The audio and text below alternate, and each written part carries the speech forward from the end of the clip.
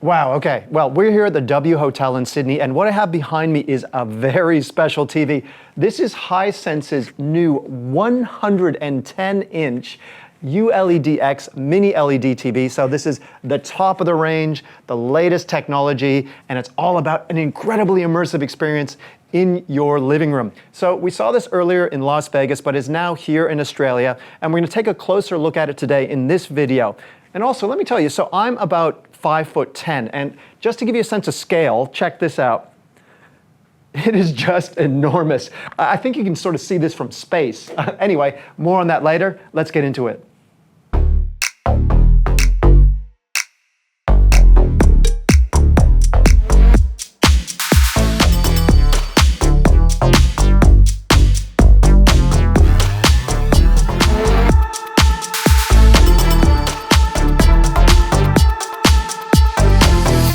So even though this is a huge screen, it's not actually making a lot of compromises in terms of picture quality. So I'm going to go over a few of the top line specs.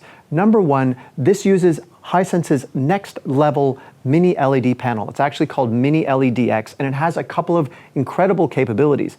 The first, it's very, very bright. So it's rated for 10,000 nits of peak brightness, and also it has 40,000 direct array local dimming zones. So that's about the backlighting technology. And the more dimming zones, the more control it has over where the backlighting turns on and where it's left off. And that's all about contrast. Now these numbers are just incredible. I mean, a normal TV might be around 2,000 to 3,000 nits, although they're probably a smaller panel and give off less light overall.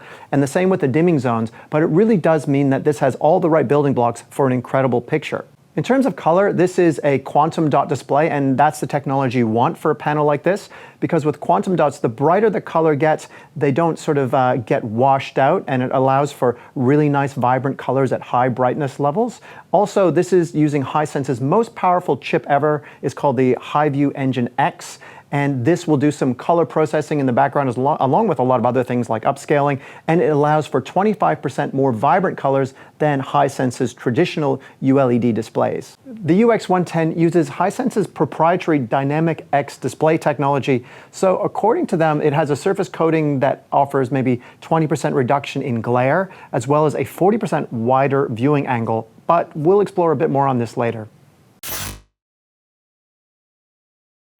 So this is a great example of how the 110UX manages darker scenes. What we have here is a lot of color volume shown in those shadows. So there's still a lot of detail visible here. And this is thanks to that mini LED panel. Also, it's pure black along the top and bottom bars here in that cinematic mode. There's no sort of light gray where black should be. Minimal blooming, but still because of that 10,000 nit panel, colors do really punch through. That quantum dot technology as well allows for vibrant colors along with these darker areas, especially in the neon here. So it just looks great, and that real cinematic experience comes through, and then you have the size as well.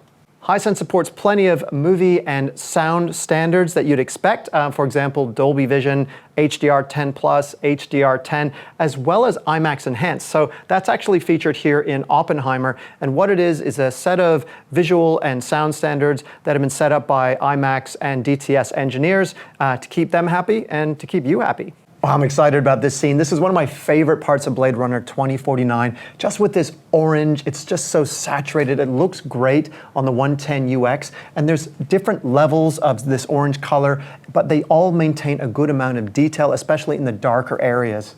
I love watching this.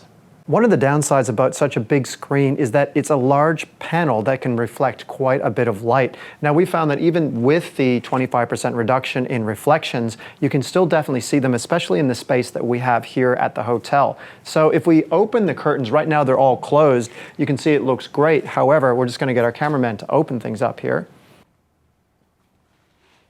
Yeah, you can really see that it does pick up a lot of reflections, and that's partly because you just got such a big screen to begin with, but otherwise it could do with a bit more anti-reflective technology, so maybe in the next version.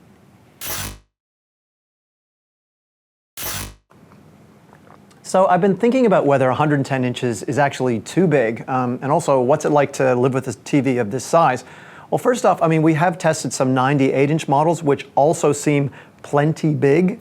This is definitely bigger, and it really has unmatchable punch and impact, although it doesn't seem necessarily that much bigger than a 98-inch. Also, you're really going to have to think about how this is going to fit into your home. There's some practicalities there as well. Number one, I mean, this measures about 2.5 meters wide and 1.5 meters high. So if you're going to be putting it on a second floor, make sure you've got the clearance, bringing it upstairs, bringing it into your house. The box itself is 2.8 meters wide and 1.6 or so meters high.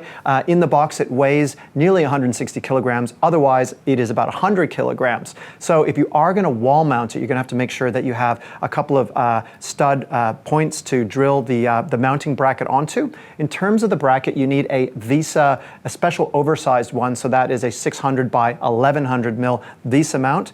And you could also, of course, put it on an entertainment console and stick it, close to the couch. You probably want the couch to be about 3 meters back just to make sure that's comfortable and you're not kind of looking up or it's too much to take in one glance. The setup here in the hotel room is definitely not ideal. With this one, the couch is off to the side. It relies on you kind of looking at it off angle. So that setup isn't perfect, but if you can obviously put a couch right in front of it, that's much better. For me, I think the best option is to wall mount this one because it'll give you more options in terms of the height and location of where you put the TV. If you want to put it on an entertainment console, the thing about this is that because this TV is so high, if you use a standard height entertainment console, it's actually going to be too high and the top of the TV is going to be closer to the ceiling than what might be comfortable for you to look up at when you're sitting on the sofa. So if you wall mount, at least you can get the right height. The entertainment console we have here in the hotel room is a non-standard one. It's only about 30 centimeters high, so it's quite low. I don't know how easy it is to find ones like this. If you are going to put it on an entertainment console, the stand is not that center stand type of one. It actually has two separate sort of feet towards the ends of the TVs, but they're not right at the very ends, which is good because you'd need a very wide entertainment console for that. They're sort of more towards the middle. We kind of give the TV a little bit of a push. It does rock a bit forward and back. I mean, if you're worried about your kids knocking this thing over, you definitely want to anchor it somehow against the wall. I guess that's another reason for wall mounting it. So yeah, you should consider all of these options when putting this one into your house.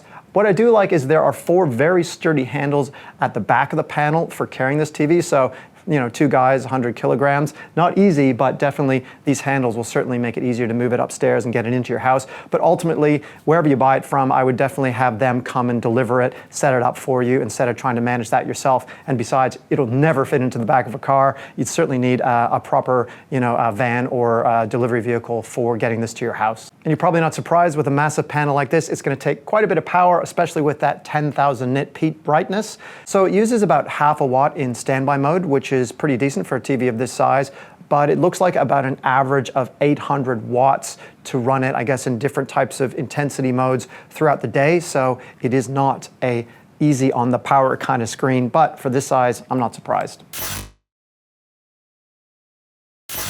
A big TV needs even bigger sound.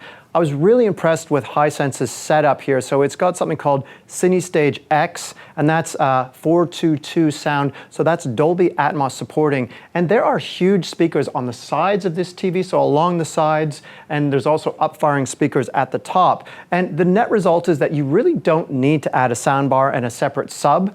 I really was impressed with the sound sitting in front of it. I could really hear clear separation left to right, even above. You don't have to go and buy something extra here, which is a really nice thing, and then find somewhere to put it.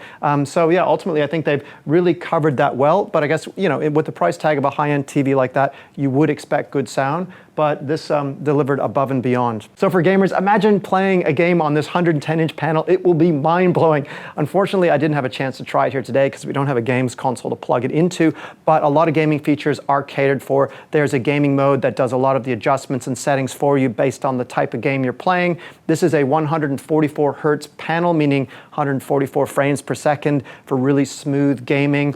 Great also for plugging into a PC as well. It does lots of adjustments, getting the color right.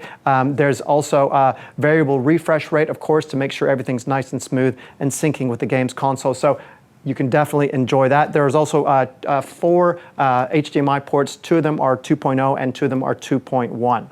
And so if you're into sport, there is a 200 hertz mode. The benefit of that is with sport, there's a lot of fast action camera panning, and with a big panel, you want to make sure it looks smooth and there's no tearing or sort of juddering as it goes. But with 200 hertz, that'll keep it nice and smooth. It'll also keep things like the shape of a ball nice and clear cut from the background, as opposed to it kind of blurring into one blob moving across the screen. So yeah, again, imagine watching the UFC or some F1 on this screen, especially with that sound added in. It'll really sort of bring that experience home to you and your mates while you're enjoying a nice Saturday afternoon on the couch. So to control the TV and to make settings and adjustments, you have Hisense's Vita version 8 operating system. So this is actually quite quick and easy to use. There's very little latency and waiting. It will do things like surface the content that you watch and make recommendations and put that near the top. Obviously, all the apps that you would expect for streaming are there as well. I really like the remote control, I have to say. So this remote control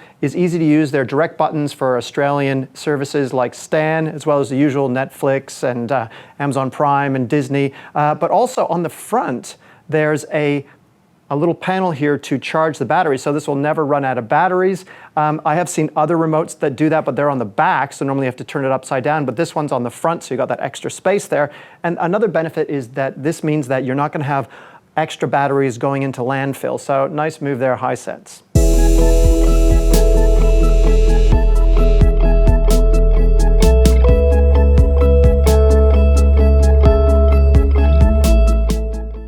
Wow. For somebody who's interested in a 110-inch top-of-the-range screen, they really just want the best of the best. And with the 110UX, I have to say that the picture quality is next level, the sound is unforgettable, just that incredible impact is going to make watching sport or movies or playing games unforgettable. Your friends are going to love coming over to visit, your family will absolutely love you making this choice, and you won't regret it. Now the 110UX costs just under $25,000 here in Australia and about $20,000 in the US, although you might be able to get it for a deal here or there. And look, I know that's a lot of money for a TV, no doubt. However, there's something about this 110-inch model that actually feels like it's worth it. And that's because the screen size is so rare and so huge, plus the premium materials, the amazing speakers, the sound, the whole experience wrapped together really does deliver something above and beyond. And if you have the place for this TV to do it justice, and you can afford it, compared to, say, a home cinema setup with a projector, I really don't feel like you're compromising in any way here and actually getting something above and beyond. So for me, I just have to figure out how to make a bit more money so I can afford one of these guys at home, and maybe the house. Whew. Oh, you're still here. As you can see, it's been hard work doing our first look at Hisense's 110UX. If you liked our video, please give us a like and be sure to subscribe too. We've been working hard, so we'd love to make another tech video for you soon. I'm Quinn. I'm gonna go watch some TV. Catch you later.